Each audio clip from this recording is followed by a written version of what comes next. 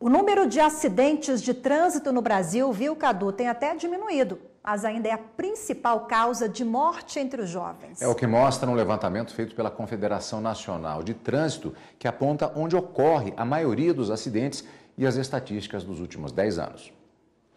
Os acidentes de trânsito são uma das principais causas de morte no país, segundo a Confederação Nacional de Trânsito.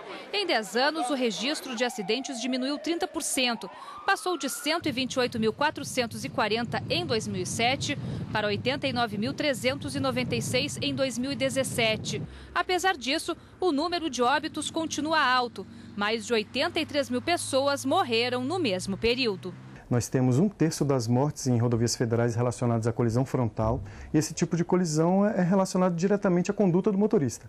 Excesso de velocidade, ultrapassagem indevida, falta de atenção. Então, hoje a gente ainda tem uma necessidade de avanço na educação para o trânsito, na conscientização do motorista, para que esse cenário modifique. A maioria dos acidentes entre 2007 e 2017 foi entre carros e motos. Mais da metade ocorreu aos fins de semana.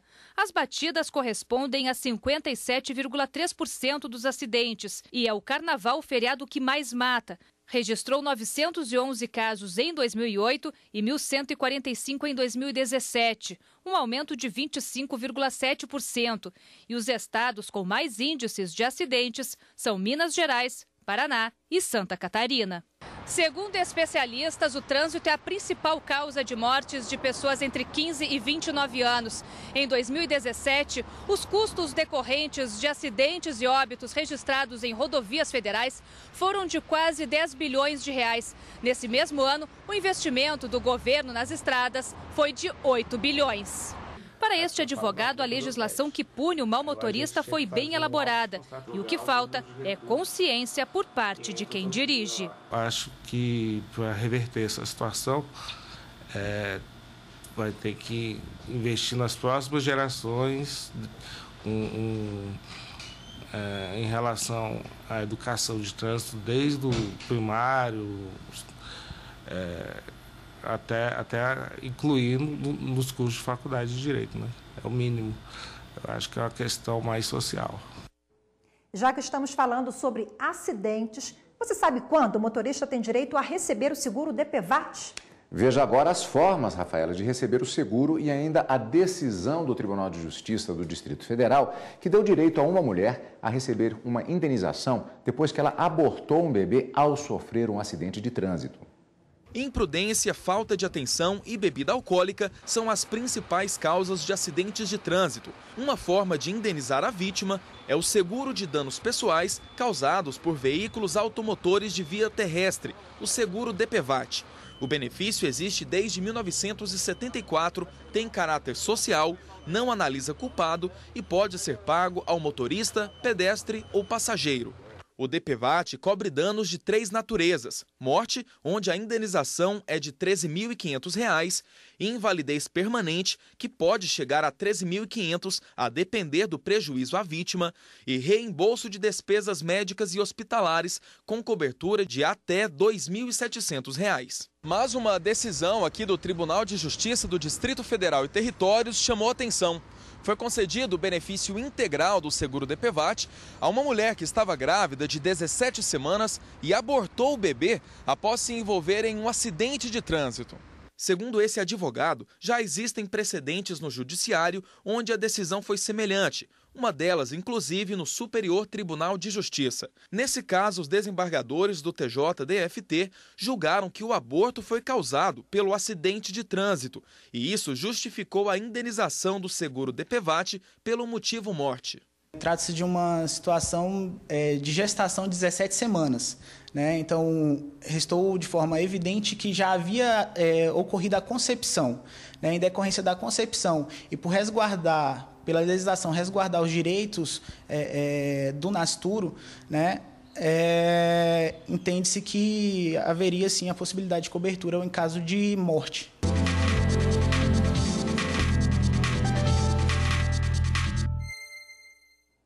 E para falar mais sobre esse assunto, nós recebemos agora aqui no estúdio a advogada Andréia Rezende, que é especialista em trânsito. Boa tarde, obrigado pela participação. Boa tarde, obrigado. Esse caso que vimos na reportagem é um caso bem peculiar, né? Isso cria jurisprudência? Exato, cria sim, e é um caso muito interessante, porque os relatores eles se pautaram na questão do nexo causal. Então, eles entenderam que o aborto ocorreu em razão do acidente, havia provas disso. Como o DPVAT responde objetivamente, havendo nexo causal, comprovando que aquela morte ocorreu em razão do acidente, ele é obrigado a indenizar. Qual era o diferencial ali? A criança não chegou a nascer com vida. Então, essa jurisprudência ela veio inovando no sentido de assegurar os direitos do nascituro desde a concepção. Nesse sentido, também não há um caráter indenizatório também com relação à própria mãe pelo problema que passou, por aquele trauma que passou em função daquela situação? Ah, sim, há um caráter indenizatório à mãe, mas no caso o DPVAT ele não indeniza por danos morais, tá? Ele certo. Indeniza no caso de morte, no caso de uma lesão permanente ou alguma medicação, tratamento que a pessoa tenha no hospital em razão daquele acidente de trânsito. Danos morais, a apólice dele ainda não cobre. Então, ela poderia entrar civilmente na justiça para pedir uma indenização de dano moral. Essa indenização que ela recebeu é em razão da morte do bebê. Agora, me parece, né, Cadu, que tem gente que não sabe ainda para que serve esse seguro DPVAT, né? Uhum. É muito divulgado, as pessoas têm dúvidas, né? Às vezes até não se utilizam dele exatamente Sim. porque não sabem. Porque não tem conhecimento. E é uma coisa muito interessante porque todo proprietário de veículo paga. Então, todo mundo paga, mas nem todo mundo sabe como que faz para acionar o DPVAT, por que ele está pagando o DPVAT. Então, realmente é uma coisa de pouco conhecimento das pessoas. E como é que faz, né, Cadu? Como é que faz para receber, para o ativar? DPVAT ele é um seguro de acidente de trânsito. Então, qualquer pessoa que for vítima de acidente de trânsito pode acionar o seguro DPVAT, tá? Ele prevê indenizações para o caso de morte, prevê indenizações para o caso de pessoas que tiveram lesão permanente. Nesse caso, vai haver todo o tratamento, a lesão permanente tem que ser definitiva, né, para que ele possa indenizar, e de pessoas que sofreram acidente de trânsito e tiveram despesa hospitalar e com medicamento. Agora, a iniciativa para o recebimento tem de ser da própria pessoa ou da família da vítima? Isso, exatamente.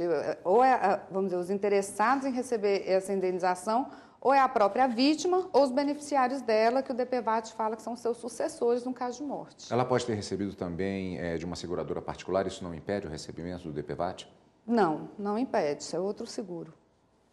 Agora, doutora, esse caso que nós vimos na reportagem da mãe que perdeu o bebê por conta do acidente, ela, para gerar jurisprudência, já que foi uma decisão tomada em um âmbito específico, isso já vale para todo o Brasil, isso vale para determinadas situações? Como funcionaria essa questão da jurisprudência a partir dessa decisão? Eu acho que, inclusive, o tribunal reformou, né, o entendimento que já vinha sido numa outra linha, né? Daí a peculiaridade. Eu vou até te perguntar de uma outra maneira. Vamos supor que uma pessoa tem uma situação semelhante. Ela pode entrar na justiça e usar esse caso como jurisprudência na tentativa do livre convencimento do magistrado? Sim, ela pode adotar essa jurisprudência para mostrar como o caso é similar ao dela, né, e fazer a sua defesa, né, no sentido de convencer o magistrado. Essa jurisprudência ela vale em nível nacional, tá, mas ela não tem o peso que uma decisão, uma jurisprudência do STJ ou do STF, mas para estudo de caso ela tem relevância sim. Maravilha, doutora Andréa Rezende, mais uma vez, obrigada pelas informações aqui conosco, pela participação. Muito obrigado, doutora. Obrigada.